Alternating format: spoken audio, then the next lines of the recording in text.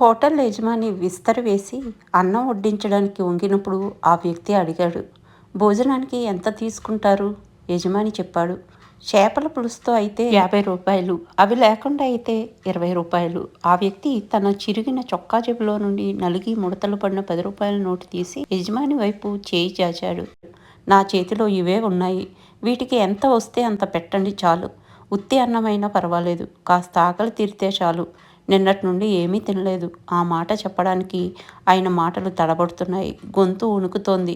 Hotel యజమాని చేపల పులుసు తప్పించి అన్నీ ఆయన విస్తరలో వడ్డించాడు.